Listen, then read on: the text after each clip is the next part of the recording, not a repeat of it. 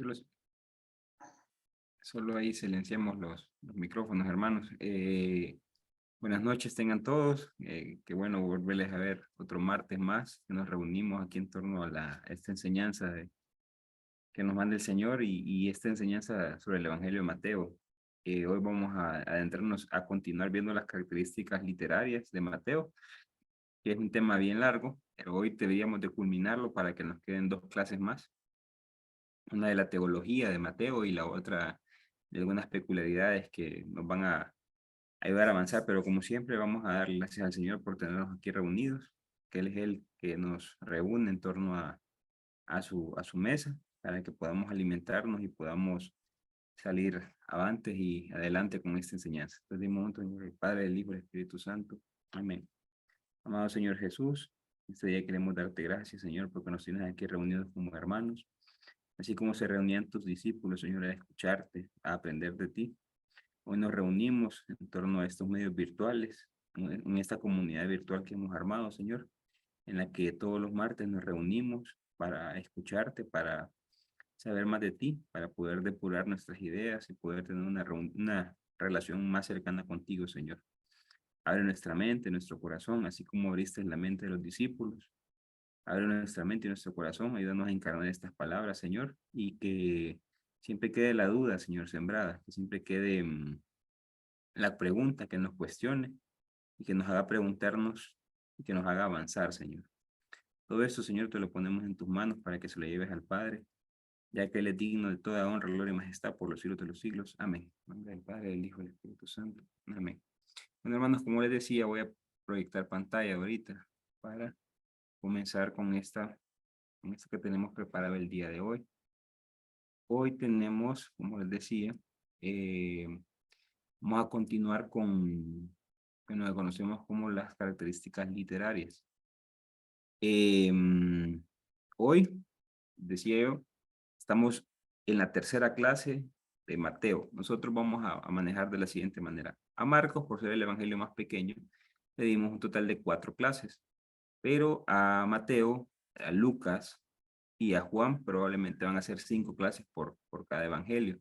¿Por qué? Porque son más grandes, hay mayor contenido, hay cosas que se deben tocar y de repente ciertas peculiaridades que lo hago en el sentido de que hay cosas que se nos han enseñado de una manera y es bueno ver lo que dicen los evangelios para poder tener un poco más de idea. Esa quinta clase va a ser un poco más de teología, que tal vez lo que normalmente vemos que es como, ¿qué quiere decir el autor? Y hacemos exégesis. En esa quinta clase va a ser un poco más de la hermenéutica, o sea, un poco más de teología basado en la enseñanza del autor. Pero como hemos venido, ustedes ven, ya la clase 8, que fue autor y destinatario del Evangelio de Mateo, le hemos culminado y hemos comenzado un poco con las características literarias. Hoy vamos a continuar y a cerrar esta parte. El esquema de la clase es sencillo, pero vamos a ver las características literarias del Evangelio de Mateo. Esta yo les había dicho que íbamos a ver de 4 a 5, pero aprovechando que tenemos el día de hoy, vamos a ver 6. Ya vimos 2, hoy nos vamos a encargar de ver 4 características.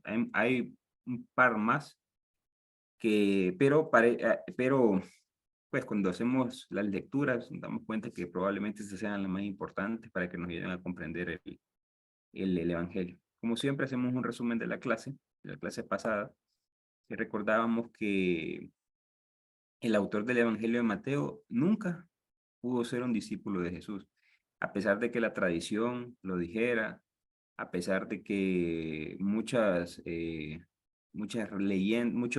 relatos dijeran que era Mateo, hoy ya nadie lo acepta. Y habíamos hecho el estudio del por qué no podía ser, que se había equivocado tanto Papías como Ireneo, y después empezamos a determinar cómo podría ser el autor de Mateo. No sabemos quién fue, es anónimo y dábamos razones en el aspecto de que, pues en la comunidad por lo general se sabía quién era. Entonces no importaba ponerle el nombre y no veamos como lo que vemos hoy. Por ejemplo, un libro, hoy en todas las portadas tiene el autor. En aquel tiempo el término de autor y toda esta cuestión no estaba desarrollada. Bueno, no había aparecido para empezar. ¿Qué sabemos hoy de Mateo? y habíamos hecho un par de acercamientos. Sabíamos que era un judeocristiano por todo el uso del Antiguo Testamento que sabía usar. Sabíamos que era un cristiano de la segunda generación. ¿Por qué decíamos de la segunda generación? Porque no había sido testigo ocular, sino que su evangelio lo había copiado en gran parte a Q y a el evangelio de Marcos. También que probablemente era un escriba por la manera como él, un judío, o sea, un judío escriba. ¿Por qué? Porque la manera él como él citaba las escrituras, como él hacía que todas las profecías cayeran en Jesús, sin, y mirábamos que no eran, pues no habían sido pensadas para Jesús en el tiempo que ocurrieron, y dábamos dos ejemplos, pero pues como se nos invita desde la iglesia es ver todo el Antiguo Testamento con el prisma o con la lupa cristológica, o sea, la lupa de Jesús.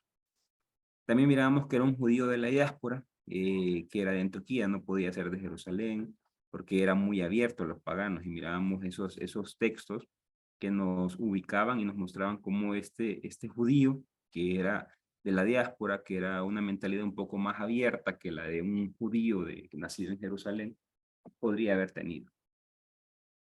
Y también concluíamos que el Evangelio de Mateo no pudo haber sido no pudo haber sido escrito en el 60, ni en el 50, ni en el 70.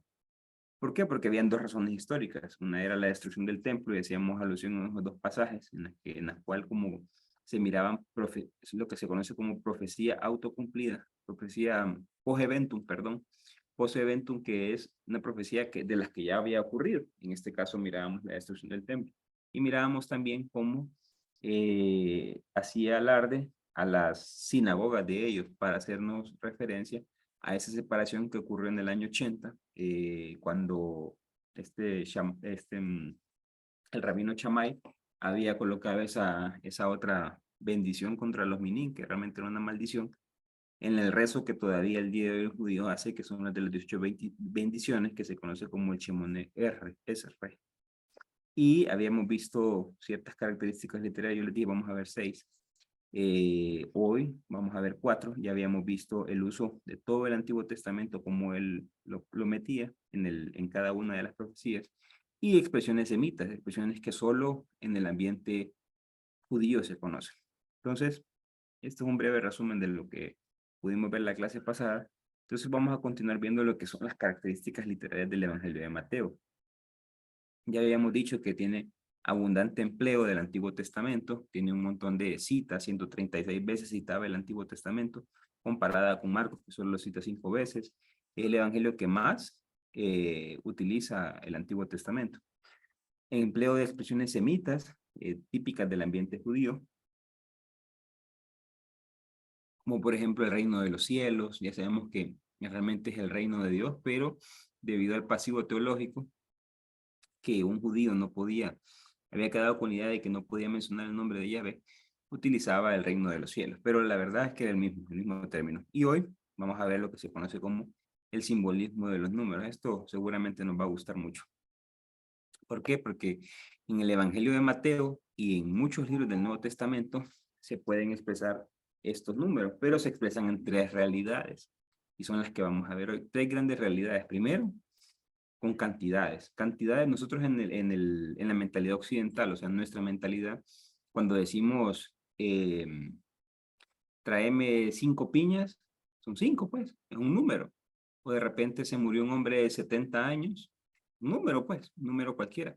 Pero para la mentalidad oriental, que ya sean los judíos, perdón, el lenguaje hebreo, el griego y el latín, todos estos tienen símbolos, pueden representar 3 realidades, cantidades, pueden representar símbolos, y la otra que es bien interesante, que es la gematría.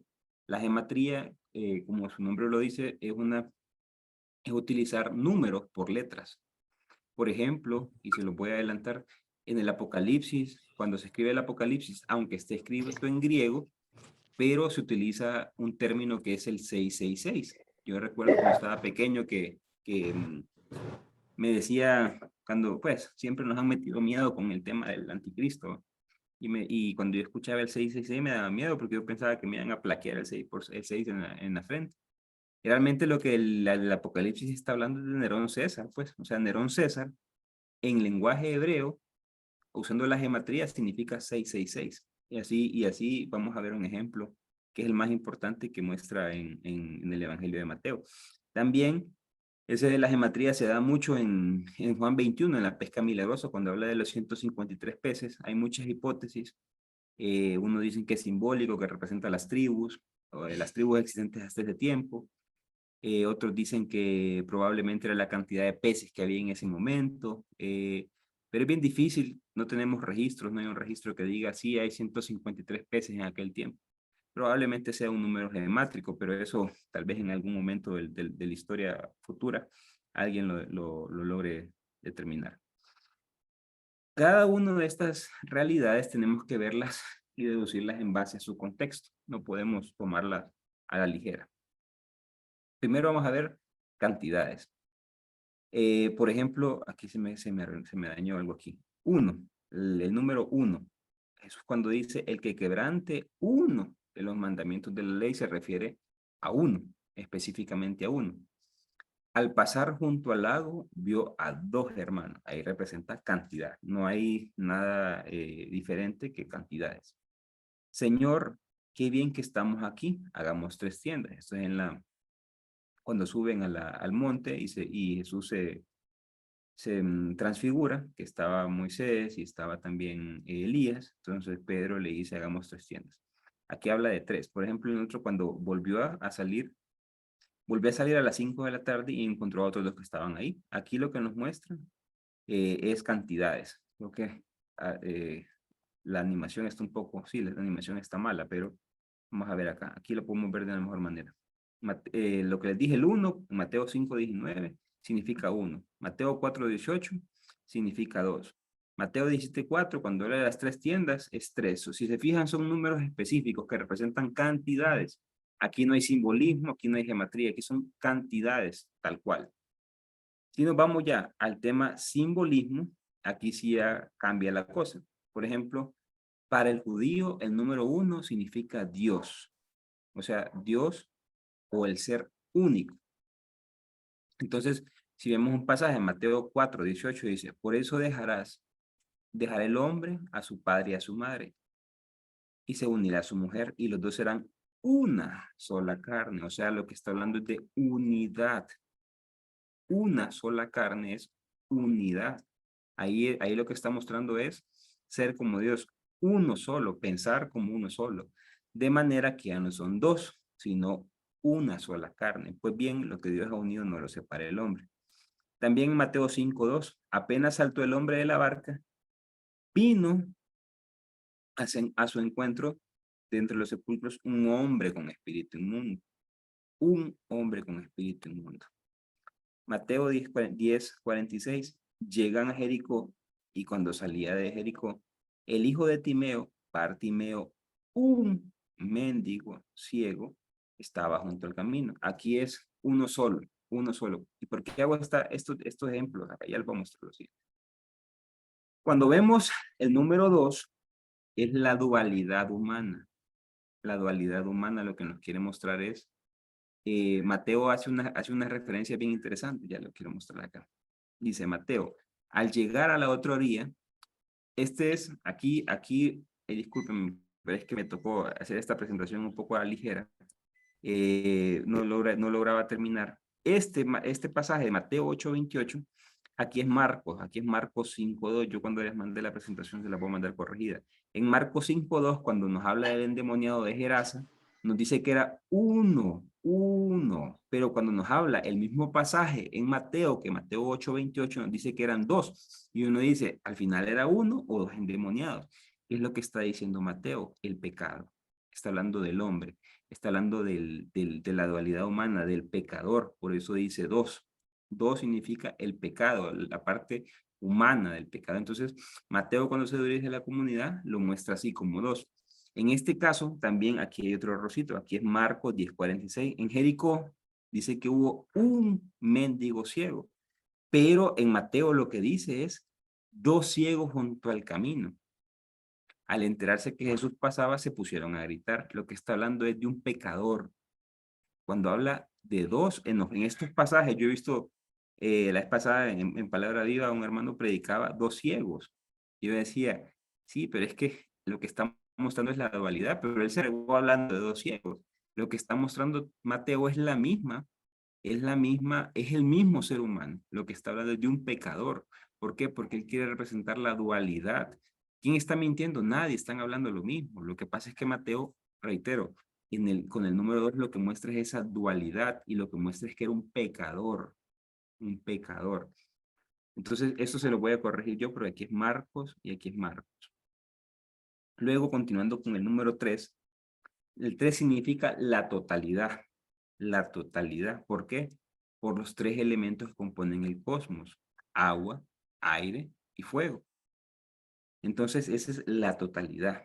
Por ejemplo, en Mateo 2:11, cuando nos dice los tres dones de los Reyes Magos, que habla de incienso, mirra y incienso, mirra y oro, lo que está hablando es la totalidad, no tres nada más, está hablando de todos los dones, de todos los regalos. Los tres Reyes Magos cuando vienen, que dicen que uno Gaspar, Melchor y Baltasar, y que uno era Mario y que no sé qué, lo que está mostrando es toda la humanidad, toda la totalidad completa. Por ejemplo, en las tentaciones, las tres tentaciones que muestran en Mateo, lo que están mostrando es todas las tentaciones que tuvo Jesús. O sea, porque ustedes ven, dice, empiezan las tentaciones y hablan de las tres tentaciones, que las vimos la clase pasada, y después como que no lo vuelve a tentar. Pero lo que está mostrando Mateo, con el número 3, es que Jesús fue tentado toda su vida. Y por eso dice tres tentaciones. Marcos no le interesa, Marcos es una sola vez, pero ya sabemos que es tentación completa, incluso en la cruz fue tentado Jesús.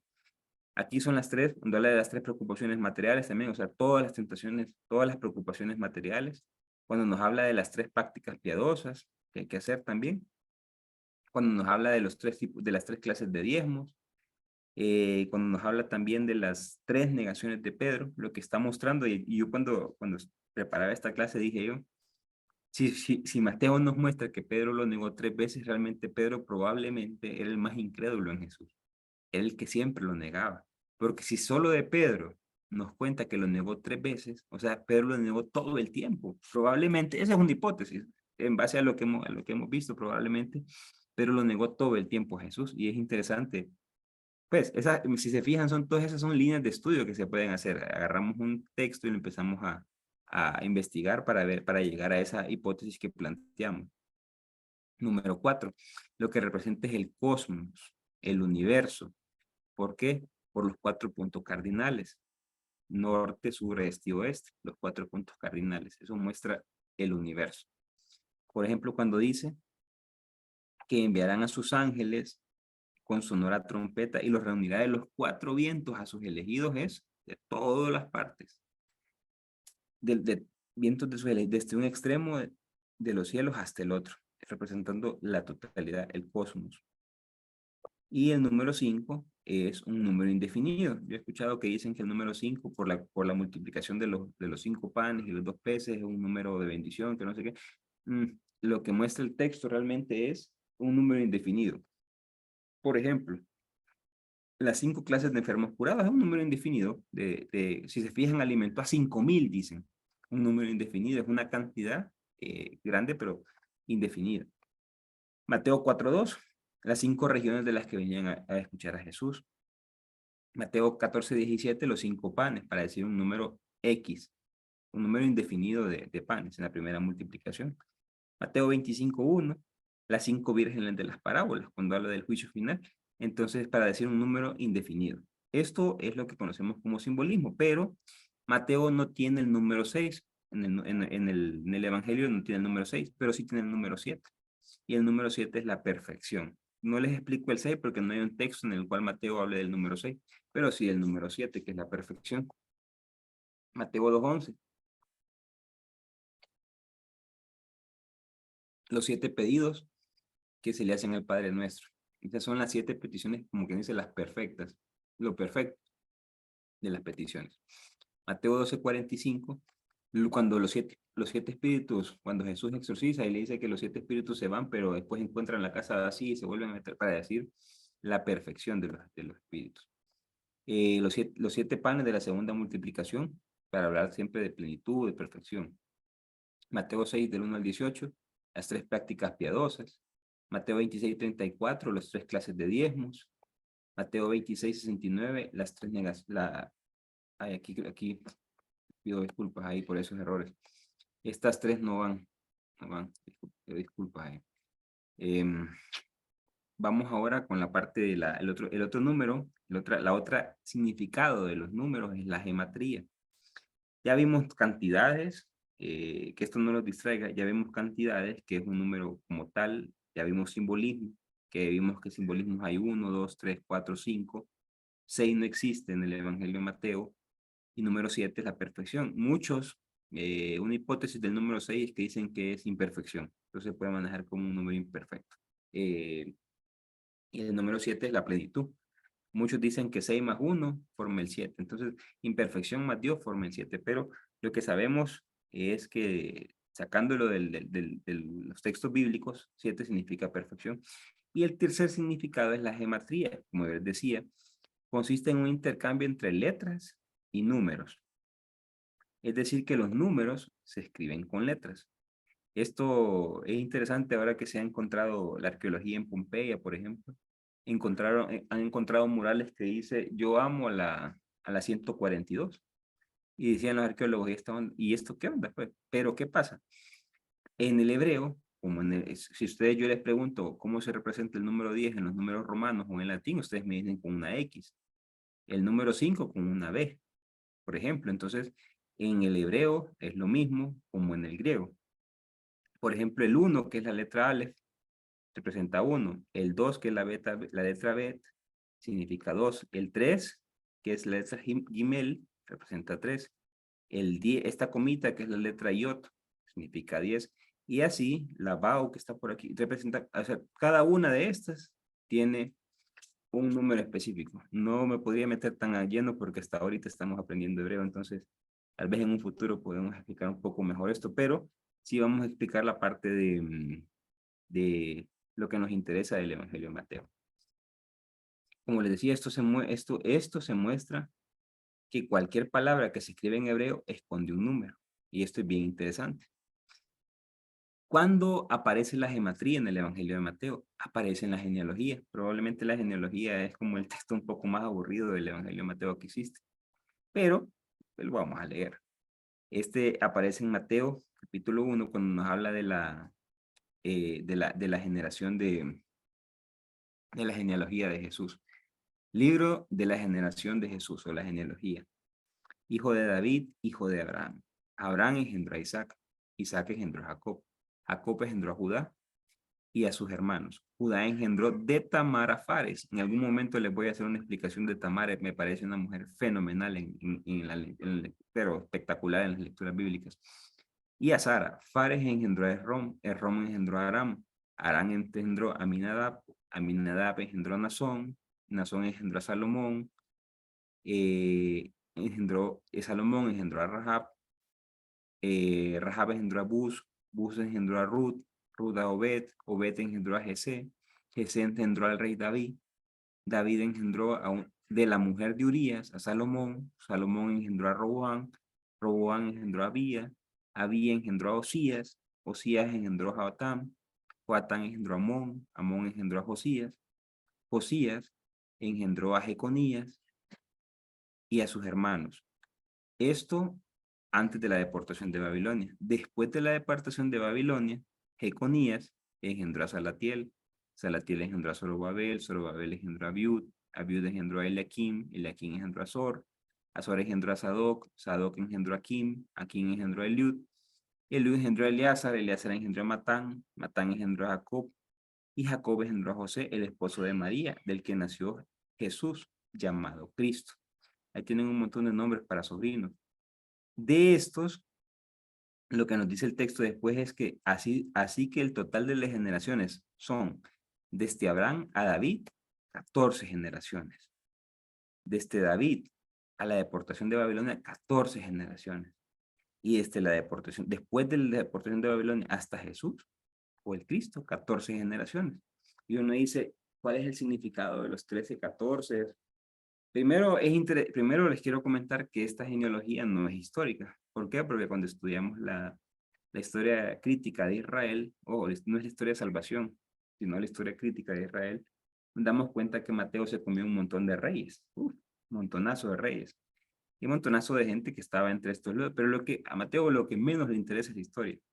Mateo lo que quiere dar es un mensaje, y cuando Mateo redacta esta genealogía, y sus lectores son judíos, ya saben qué significa. Mateo lo que quiere mostrar con esto es 14 generaciones hasta el rey David, 14 generaciones hasta Babilonia y 14 generaciones hasta el Cristo. O sea, 3 veces 14.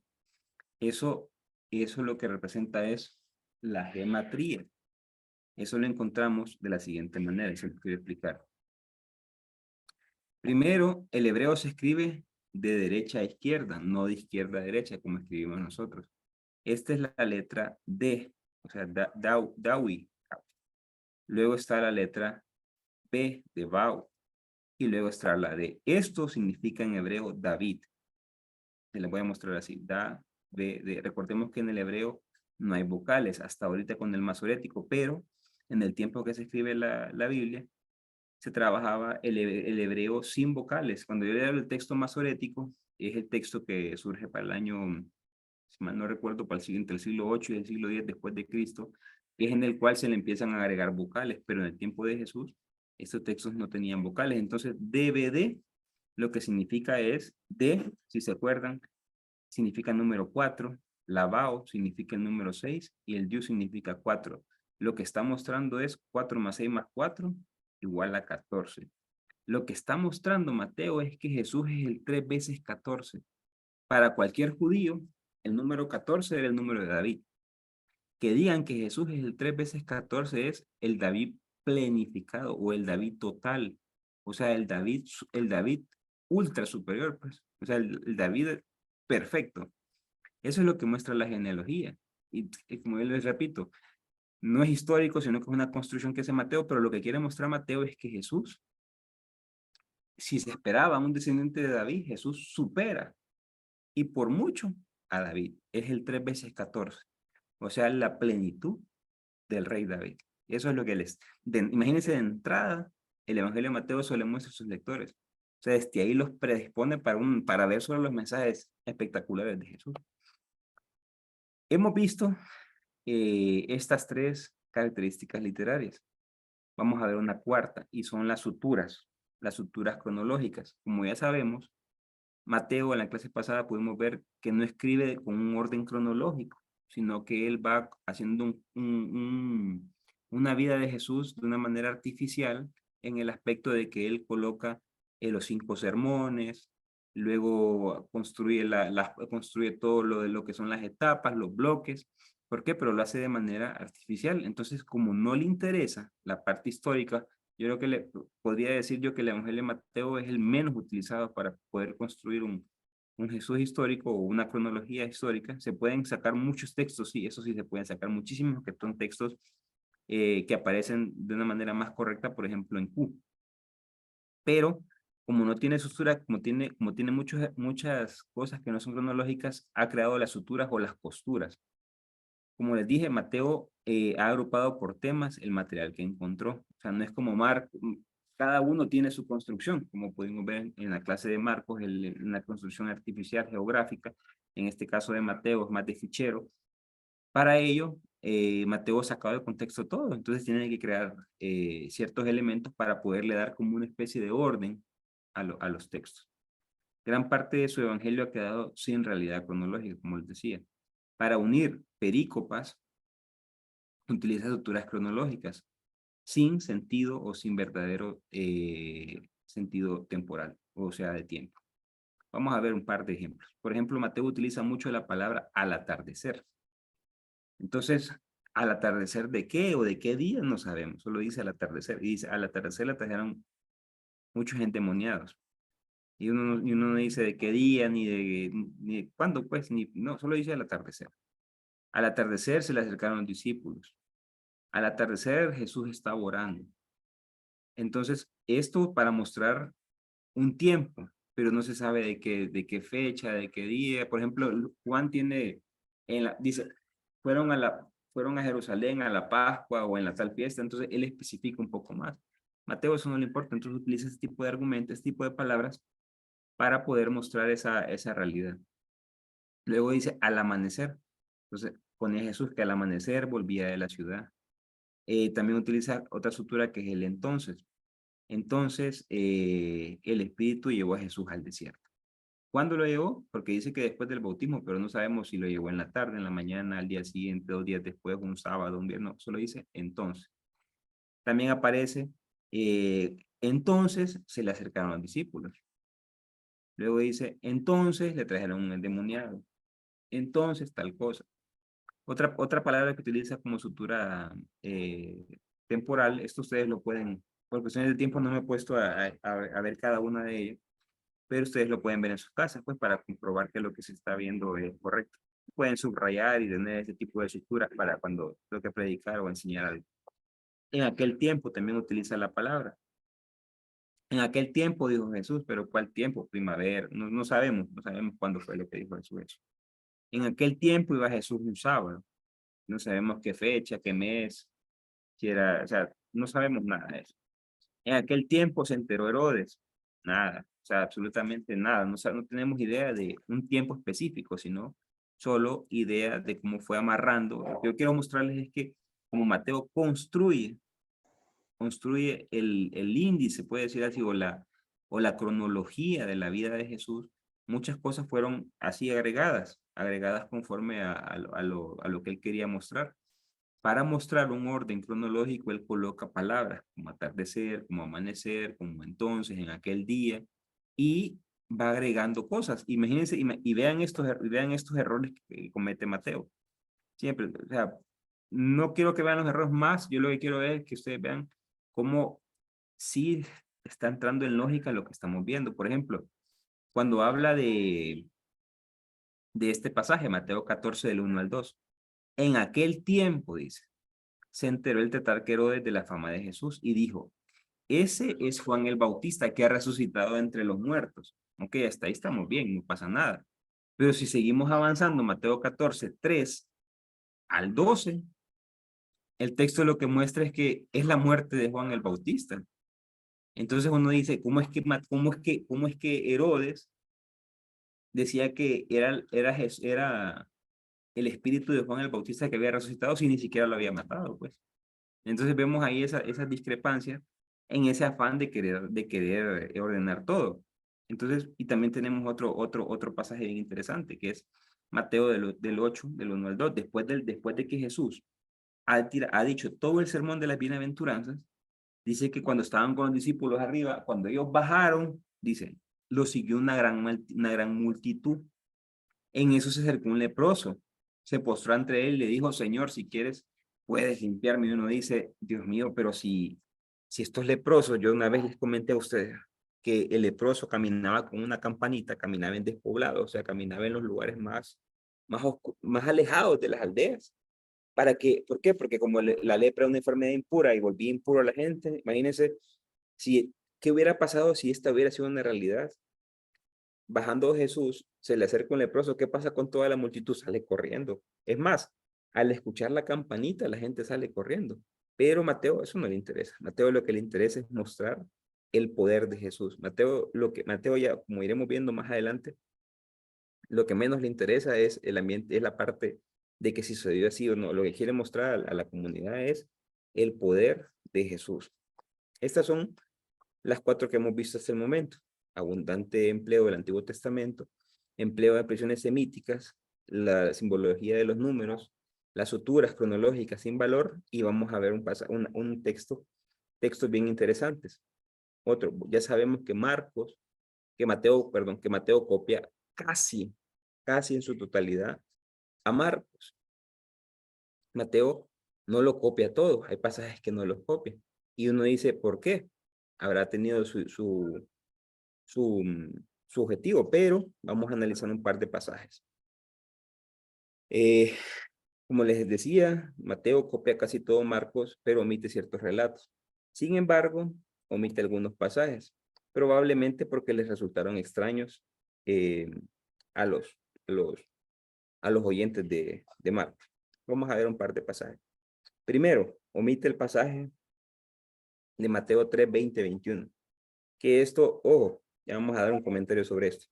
Mateo 3, 20, 21 dice que Jesús, Marcos 3, 20, 21 dice que Jesús llegó a la ciudad, perdón, a la comunidad, y en eso se dieron cuenta de que el Señor estaba ahí. Entonces llegó su familia porque iban a traerlo y le dijeron, se lo voy a leer, se lo voy a leer para que tengamos más, una comprensión un poco más correcta. Llegaron a decirle, tu familia está afuera, que viene por ti. Y él le dijo, te lo voy a leer, Marcos 3, 20, 21. De vuelta a casa se aglomeró otra vez la muchedumbre, de modo que no podían comer.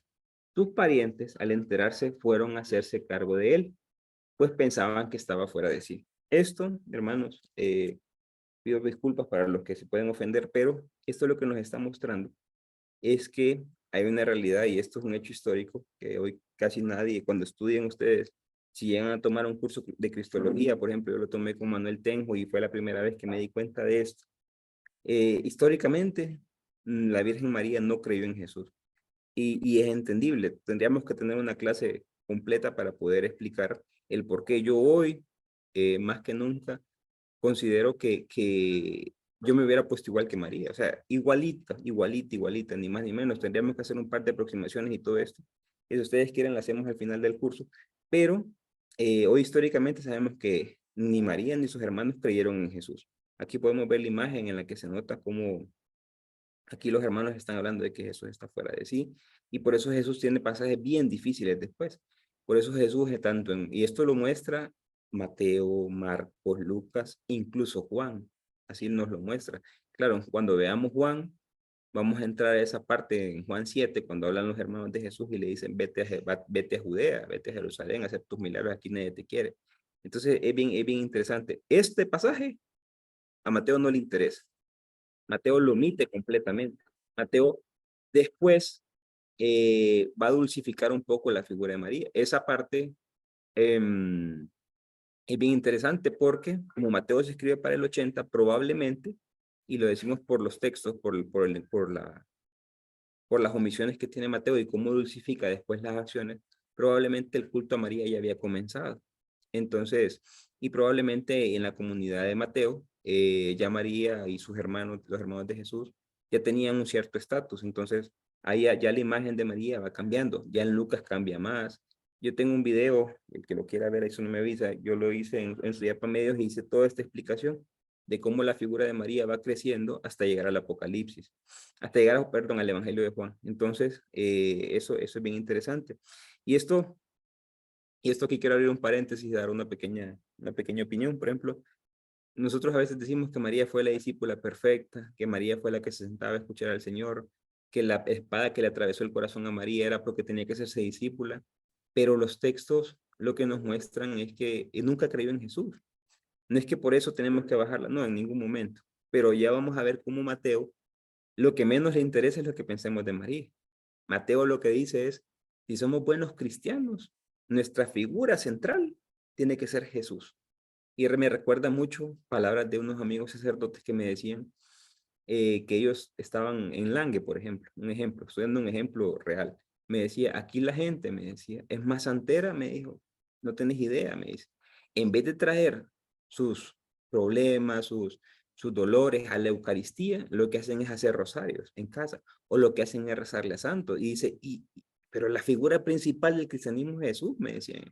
Y ellos no lo hacen. Entonces, Mateo lo que quiere mostrar es eso. Y creo que nos va a dejar un ejemplo, nos va a dejar un mensaje claro, es que la figura central y con quien debemos de hablar todo el tiempo es con Jesús. Esa es nuestra figura central.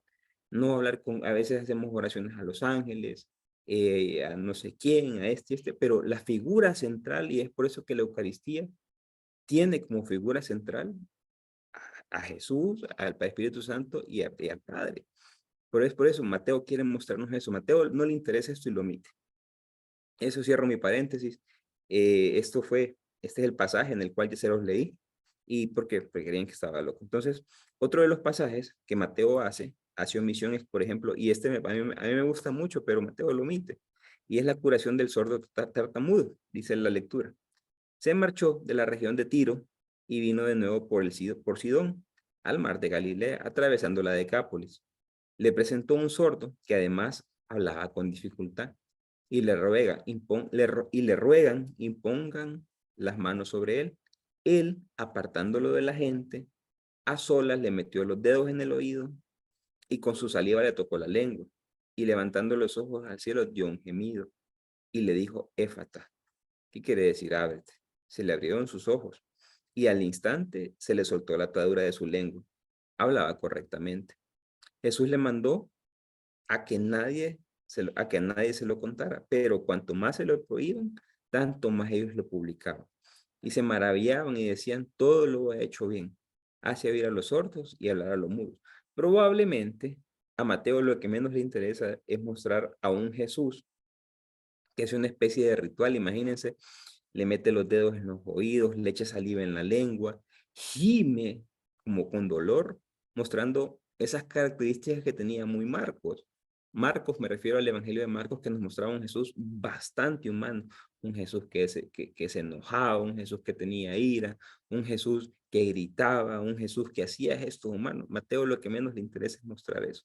Y eso ha repercutido en nuestra iglesia porque hoy, después de 18 siglos de tener a Mateo como la figura principal de los evangelios, la figura que tenemos de Jesús es el Jesús de Mateo. Un Jesús bastante divinizado, un Jesús muy poco humano. Por eso cuando nos toca estudiar al Jesús de la historia, se nos hace bien difícil y nos cerramos. Y nos decimos, es que yo no lo aprendí así, y nos metemos en esa psicorrigidez mental que lo que dice es, no, yo lo aprendí así y así es. Pero ¿qué ha pasado? O sea, recordemos que hasta el siglo XVIII se encuentra la prioridad marcana. Y desde ahí es donde han empezado los estudios de Marcos. Pero claro, tenemos 18 siglos de estar estudiando a Mateo como primer figura. Y ahora agarrar a Marcos es un poco más difícil. Entonces, todo esto, imagínense, Mateo lo que menos le interesa es mostrar la humanidad de Jesús. Y ya vamos a ver un poco, en la última característica literaria es cuando muestra a un Jesús más sobrio, vamos a ver cómo Mateo va quitando acciones humanas. Y esto lo pueden ustedes en la Biblia de Jerusalén, por ejemplo, en cada uno de los milagros que tiene Mateo, pueden ver el paralelo en Marcos y pueden ir a leerlo y ver que quita. Y casi siempre van a ver que quita cosas accesorios, por ejemplo. Dos, quita también acciones humanas para mostrar un Jesús bastante divino. Este pasaje, por ejemplo, no lo tiene. Otro de los pasajes que no tiene Mateo es la curación del ciego en dos fases, que es, aquí lo tenemos, llega a Betsaida un ciego y les dice, llegan a Betsaida, les presentan un ciego y le suplican que lo toque. Toman al ciego de la mano, tomando el ciego de la mano, lo saca fuera del pueblo. Y habiéndole puesto saliva en los ojos, le impuso las manos y le preguntaba, ¿ves algo? Él, alzando la vista, dijo, veo a los hombres, pues los veo como árboles, pero que andan. Después le volvió a poner las manos en los ojos y comenzó a ver perfectamente y quedó curado, de suerte que veía de lejos claramente todas las cosas. Y le envió a casa diciéndole, ni siquiera entres al pueblo. Acá podemos ver cómo Jesús cura a esta persona. Mateo no le interesa poner esto. ¿Por qué? Porque se ve como que el primer intento de Jesús fue como fallido. O sea, lo curó, pero no lo curó. No lo curó del todo porque seguía viendo a la gente como árboles. Entonces Mateo no le interesa, y menos que le ponga saliva en los ojos o ese tipo de acciones no le interesa. Mateo quiere mostrar a un Jesús que lo hace en el acto todo. Acá les voy a dejar, como les digo, por cuestiones de tiempo no pudimos hacer la comparación en todos, pero acá les dejo los 6 pasajes que Mateo no coloca de Jesús en el Evangelio de Marcos. Esos 6 ustedes los pueden contrastar con el Evangelio de Mateo y van a ver cómo muchas de estas cosas no los coloca, pues, bueno, no los coloca para nada. Aparte de esto, ya con el último tema lo que son las características literarias de Mateo, vamos a ver lo que se conoce como el estilo más sobrio. O sea, este Jesús del Evangelio de Mateo, como reitero, es un Jesús más divino, más poderoso, más que no ocupa que le digan las cosas porque él ya las sabe, más omnisciente, o sea, conoce todo. Yo les voy a poner nada más dos pasajes, pero este Jesús de Mateo no es que esté mal, lo que hace es que Mateo quiere mostrar ya a un hijo de Dios completamente, a un hijo de Dios con poder. Entonces, él muestra todas estas actividades. Por ejemplo, Mateo, aunque copia los relatos de Marcos, los acorta. Y vamos a ver dos pasajes en los que son larguísimos y Mateo lo hace súper chiquito y sumamente puntual, que es la figura específica de Jesús. ¿Por qué Mateo hace esto? Porque Mateo no quiere que el cristiano tenga accesorios. Mateo lo que quiere es que vaya directo a la figura de Jesús, que la figura de Jesús sea el centro de la vida de los cristianos. Por eso Mateo hace este tipo de recortes. Mateo busca colocar solo lo esencial de Jesús. Mateo no le interesan los accesorios, no le interesa nada, lo que le interesa es que el cristiano centre su vida en Jesús, solamente en Jesús. Quiere eliminar detalles que puedan desviar la atención de la figura de Jesús. Y vamos a ver un par de figuras. Por ejemplo, la primera, Marcos 1, 29 a 31. Esta es la curación de la suegra de Pedro. Cuando salió dice el texto, cuando salió de la sinagoga, se fue con Santiago y Juan a la casa de Simón y Andrés. La suegra de Simón estaba con fiebre y le hablaban de ella. Se acercó, la tomó de la mano y la levantó. La fiebre la dejó y ella se puso a servirlos. Ahora vamos a hacer el contraste con el Evangelio de Mateo. Al llegar Jesús a casa de Pedro, si se fijan, Jesús no viene, nadie lo lleva, Jesús llega solo. Vio a la suegra de este que estaba en la cama. Aquí nadie le habla de que la suegra de Pedro, ya Jesús ya sabe que está en cama. Jesús la tocó y la fiebre no sabía que tenía, no la tocó y la dejó. Y se puso a servirlo, no servirlos. En Marcos llega con Santiago y Juan a la casa de Pedro. En esta Jesús llega, en Mateo llega solo. La suegra de Simón estaba con fiebre y le hablaban de ella. En Mateo, no le interesa, o sea, Jesús ya sabe que ahí hay una mujer enferma y tiene que ir. En Marcos, ella se pone a servirlos a Jesús y a los discípulos. En Mateo es servirlo. Si ustedes se fijan, el texto de Mateo es un Jesús bien poderoso, que sabe todo, que sabe lo que tiene que hacer, que ya está con un plan definido y que tiene en su mente todo el proyecto que tiene que hacer. En Marcos es un Jesús más natural, más humano, más compadeciente, un Jesús que no sabe cosas y que tienen que decirle. Si ahorita hacemos un contraste con lo que hemos visto en Marcos hace 3, 4 martes, vamos a poder ver esas diferencias. Y esto va a pasar lo mismo con Lucas. En Lucas vamos a tener que agarrar a Mateo y a Marcos. Entonces, si ustedes se fijan, cada vez que vayamos en un evangelio, vamos a hacer como una especie de repaso del anterior y eso creo que nos va a ayudar muchísimo. Otro pasaje. Tenemos Marcos 19, del 24 al 25. Miren lo que dice. Al llegar hasta los discípulos, había mucha gente que los rodeaban y a unos escribas que discutían con ellos. Todos al verlos quedaron sorprendidos y corriendo a saludarlo, él le preguntó, ¿de qué discutían?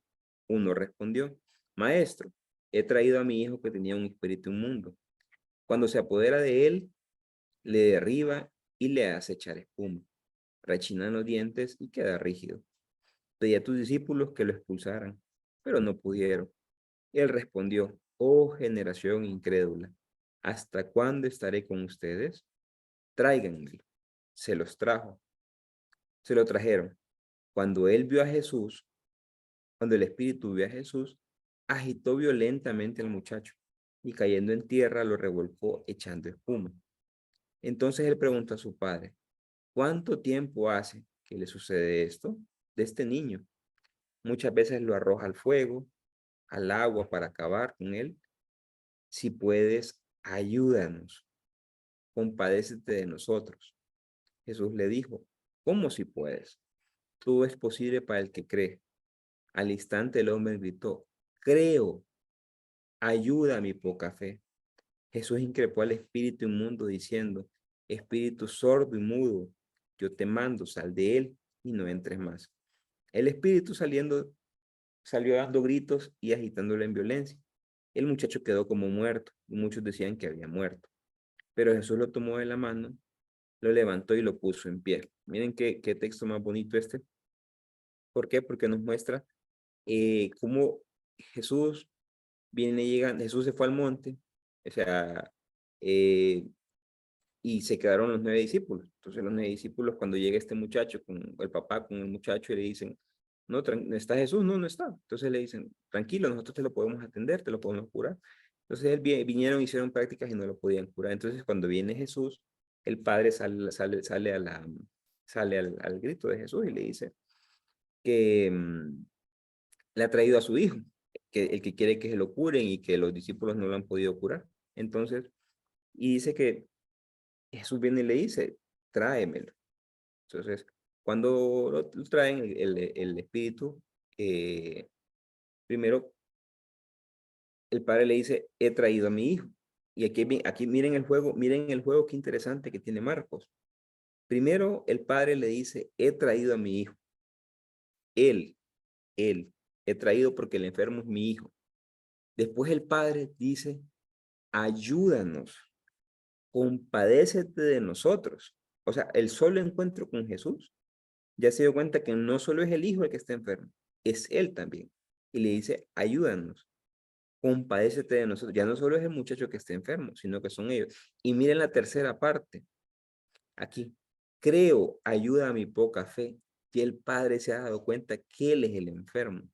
Porque Jesús le dijo, al que tiene fe, todo es posible. Y viene él y le dice, soy yo el enfermo, ayúdame. Este juego de palabras, este mensaje, no le interesa a Mateo. Mateo lo que quiere mostrar es lo siguiente. Mateo 17, 14, 21. Miren lo que dice el texto.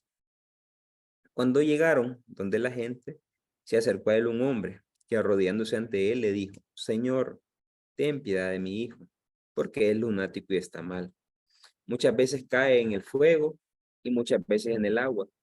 Se lo he presentado a tus discípulos, pero ellos no han podido curarle. Jesús respondió, oh generación incrédula y perversa, ¿hasta cuándo estaré con ustedes? Tráiganmelo acá. Jesús le increpó y el demonio salió de él y quedó sano desde aquel momento. Si se fijan, Marcos de un montón de accesorios y mensajes y esto aquí y esto pasaba allá y que no sé qué, y Mateo va al grano, porque Mateo lo que quiere mostrar es la figura principal de Jesús. ¿Qué cosas ha quitado Mateo de Marcos? Primero, quita la gente que rodeaba y discutía con ellos. Mateo no le interesa si había discusión entre discípulos, no. Eso lo elimina. ¿Qué quita también? Todos al verlos quedaron sorprendidos y corrieron a saludarlo. Quita el, el, el, el, el- ese asombro humano, lo quita, no le interesa. Viene Jesús y con Mateo Jesús sabe todo. Si se fijan en Marcos, Jesús pregunta, ¿de qué discuten? O sea, Jesús no sabe lo que está pasando. Mateo ya sabe. Mateo no ocupa que Jesús pregunte. Jesús ya sabe todo lo que está pasando, entonces lo quita. Y cuando Jesús pregunta, el Padre contesta, mira, tiene un espíritu, cuando se apodera de lo de arriba, le echa espuma, le echa rechinar los dientes y lo deja rígido. Mateo quita eso, ¿por qué? Porque Jesús ya sabe lo que tiene. Jesús sabe que el niño tiene un espíritu que lo derriba, lo hace echar espuma, lo hace rechinar de dientes, lo deja rígido. Todo eso Mateo ya lo sabe. Entonces, perdón, Jesús ya lo sabe, entonces Mateo no lo pone. Aparte de eso, cuando el espíritu vio a Jesús, agitó violentamente al muchacho y cayendo a tierra lo revolcó echando espuma. No, hombre, si el espíritu ya de entrada cuando ve a Jesús ya no está, pues, o sea, ya no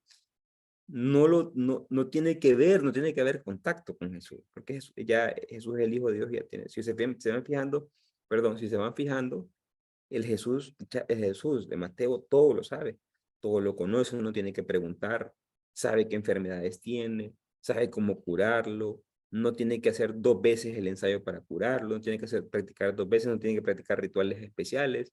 No, todo lo sabe, todo lo puede y solo todo lo tiene en su mente. Entonces, la otra parte que omite. Entonces, oigan bien, él le pregunta a su padre, o sea, en Mateo no ocupa preguntarle. En Marcos, Jesús le pregunta a su padre, al padre del muchacho, ¿cuánto tiempo hace que le sucede esto? De este niño, le dice. Muchas veces lo arroja al fuego, al agua para acabar con él. Si puedes, oigan bien, si puedes, ayúdanos, compadécete de nosotros. ¿Cómo que si puedes? Le dije Jesús. Todo es posible para el que tiene fe. Al instante gritó el hombre, creo, ayuda en mi fe. O sea, Jesús ya sabe lo que tiene que hacer. El muchacho, el padre no le dice nunca a Jesús, cúramelo, por favor, desde que nació es así, nunca le dice, porque Jesús todo eso ya lo sabe. Yo creo que este pasaje nos puede dar mucha luz para entender muy bien el Jesús de Mateo. Entonces, esa parte no la tiene. Luego dice, diciendo, espíritu sordo y mudo, yo te mando, sal de él y no entres más. Jesús solo con verlo, con tocarlo, con increparlo, ojo, increpó nada más. No le tuvo que decir sal, nada, solo lo increpó y salió el espíritu de él. Y desde ese momento quedó sano. Miren lo que dice Marcos. Dando gritos, agitándolo con violencia, el muchacho quedó como muerto. Y muchos decían que había muerto. O sea, fue tanto el shock del exorcismo que hizo Jesús que este muchacho quedó casi muerto, pues. O sea, casi se murió. Ah, no, pero en el Evangelio de Mateo no puede mostrar a un Jesús que casi deja muerto a alguien sanando. No, tiene que sanarlo de entrada y no tiene, y el que lo sana no tiene que sufrir ningún problema. Tiene que quedar sano desde al momento que sale esto. Yo creo que ya para ir finalizando, hermano, es necesario poder, con esto, creo que con estos dos pasajes, hay muchos pasajes más, hay muchísimos pasajes más, en los cuales se puede ir viendo cómo la figura de Jesús en el Evangelio de Mateo es bastante dorada o bastante divina. Dorada es cuando, por ejemplo, se van a broncear ustedes y la piel les queda bien bonita, así, o es bastante divina, perdón. Pero esto no solo pasa con Jesús, por ejemplo, con Pablo, Pablo, esa gran figura que tenemos en el Nuevo Testamento, cuando estudiamos a Pablo desde las cartas, que es lo que hicimos en el módulo pasado, vemos un tipo de Pablo. Pero cuando estudiamos a Pablo, desde Hechos de los Apóstoles, nos damos cuenta de otro Pablo. Un Pablo bastante, no sé, no lo puedo decir divino, pero sí un Pablo bastante santo, un Pablo con aureola, podríamos decirlo, un Pablo que pasa por muchas situaciones más. Y esto se lo voy adelantando. La conversión que tiene Pablo en Hechos de los Apóstoles, lo vamos a ver un poco más en Lucas. Realmente en las cartas Pablo el mismo nunca la menciona. La conversión de Pablo es totalmente diferente a la que tiene en Hechos de los Apóstoles. ¿Por qué? Porque Hechos de los Apóstoles quiere mostrar una conversión inmensa en Pablo, que a Pablo él mismo no la cuenta así, pues para Pablo él trabajaba de otra manera. Entonces, esto no solo se da en Jesús, o sea, la manera como se cuenta el Nuevo Testamento, y eso lo vamos a ver al final, tiene un propósito. Y esta comunidad, como les decía yo al inicio, y con esto vamos a ir concluyendo, Mateo, con su estilo literario, lo que busca es evitar distracciones y centrarse exclusivamente en la figura de Jesús. Hoy yo creo que muchos de nosotros los cristianos católicos deberíamos de centrarnos más en la figura de Jesús, tenerlo como centro, no sé, hablar más con Él, llevarle nuestras preocupaciones a Él, centrarlo como el centro de nuestras vidas y no quedarnos con que le voy a hacer esta oración. Como le digo, esto es, yo respeto las posturas de cada uno de ustedes y los que van a ver estos videos, pero desde la línea literaria de Mateo, por ejemplo, Mateo lo que menos le interesa es que le recen a un ángel, por ejemplo, o a incluso a la Virgen María. Pues, si no, Mateo no pondría un montón de cosas de María. Eh, creo yo, pues desde lo que yo entiendo, Mateo lo que busca, insisto, es evitar distracciones. Yo creo que el cristianismo, nosotros los que nos llamamos cristianos, deberíamos tener la figura de Jesús más como ese centro de nuestras vidas, con el cual hablamos, con el cual meditamos, con el cual reflexionamos, al cual le llevamos nuestros problemas, nuestras inquietudes, el cual nos da respuestas. Yo creo que si tenemos, como dice José Antonio Pagolá, a Jesús como maestro interior en nuestras vidas, todo, absolutamente todo va a cambiar. De esta forma, Mateo ha presentado a sus lectores un Jesús más solemne, más divino, más sobrenatural. Que esté mal para nada, para nada. Ya el entendimiento, y esto va a ser un proceso, ustedes lo van a ir viendo, el entendimiento de Jesús en los evangelios es totalmente diferente. Cada uno muestra una realidad. Marcos, como si vemos las características literarias, lo que quería mostrar era un Jesús muy humano, un Jesús que sufría, un Jesús que era rechazado, un Jesús que Dios no bajó a hacerle los mandados, o sea, no bajó a resolverle los problemas, porque es que la comunidad de Marcos estaba con mucho sufrimiento, estaban siendo asesinados y creían que Dios tenía que bajar del cielo a resolverles los problemas. Y Marcos lo que quiere darles es el mensaje de que es ellos siendo precursando, siendo los seguidores del reino los que cambian la sociedad. Mateo tiene otro mensaje. Mateo probablemente la comunidad se distraía mucho, recordemos que eran paganos y donde eran paganos había mucho culto a otras divinidades, como por ejemplo la diosa Diana, que era la diosa que pues en las cartas en las cartas de Pablo lo pudimos ver que era la diosa de la fertilidad.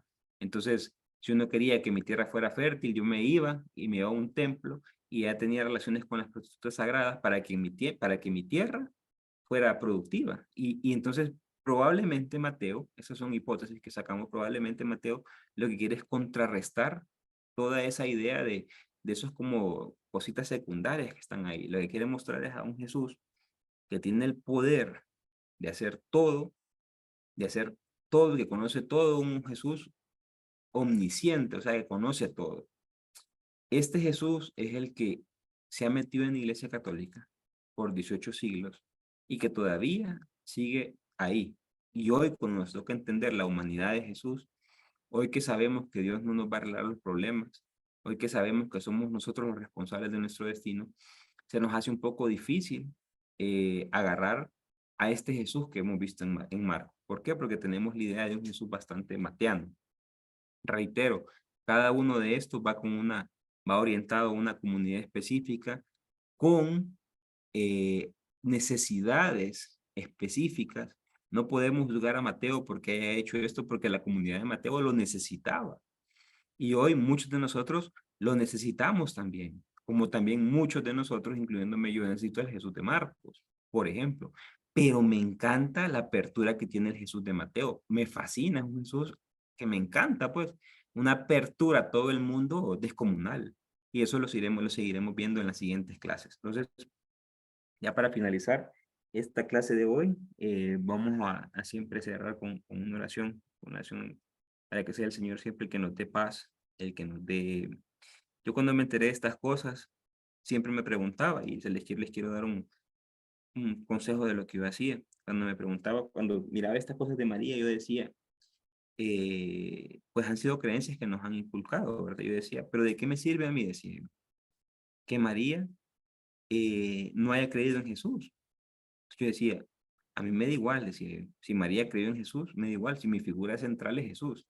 A mí de qué me sirve que el ángel, por ejemplo, haya hecho tal cosa o no me sirve. O sea, siempre me he puesto a pensar, si mi figura central es Jesús, pues, ¿por qué me voy a desviar en cosas? Entonces, siempre cuando encontramos cosas, probablemente para muchos de ustedes ha sido shock lo que hemos visto hoy, vámonos acostumbrando porque el Evangelio así está. En Lucas vamos a ver otras cosas que probablemente los van a dejar un poco preocupados. Pero pues recordemos que, no estamos, que lo que estamos buscando es la intencionalidad del autor. Entonces vamos a darle gracias al Señor y para luego pasar. Si hay preguntas, pues ahí podemos contestarlas. Entonces, en nombre del Padre, del Hijo, del Espíritu Santo. Amén. Amado Padre, queremos darte gracias, Señor, porque nos tienes aquí reunidos, aprendiendo más de tu Hijo, de esta santa palabra que nos transforma las vidas. Gracias, Padre, porque tú inspiraste a Mateo. Fue tu Santo Espíritu, Señor, el que inspiró a Mateo a esa comunidad que necesitaba conocer a este Jesús, a esa comunidad que necesitaba entender la vida de Jesús de esta manera. Hoy, Señor, te pedimos que seas tú, por medio de la acción del Espíritu Santo, el que nos vaya formando una imagen de un Jesús del que necesitamos nosotros, acorde a nuestra vida, a nuestras realidades, que nos haga ser más responsables, que nos haga ser más humanos, Señor, y que nos haga entender mejor tu mensaje. Señor, yo quiero pedirte por cada una de estas dudas, preocupaciones que tenemos en nuestro corazón, en nuestra mente, para que tú las transformes, Señor, y las transformes en gracia, las transformes en gloria para nosotros, porque eres tú, Señor, el que transforma todas nuestras preocupaciones, nuestros sufrimientos en alegrías, en glorias, en bondad. Padre bueno, te quiero saludar, te queremos saludar como el Señor Jesús nos enseñó y decimos juntos, Padre nuestro que estás en el cielo, santificado sea tu nombre, venga a nosotros tu reino. Hágase, Señor, tu voluntad en la tierra como en el cielo. Danos hoy nuestro pan de cada día. Perdona nuestras ofensas, como también nosotros perdonamos a los que nos ofenden. No nos dejes caer en tentación y líbranos de todo mal. Amén. Y que el Señor nos siga bendiciendo en nombre del Padre, del Hijo y del Espíritu Santo. Amén. Mira, sentada aquí.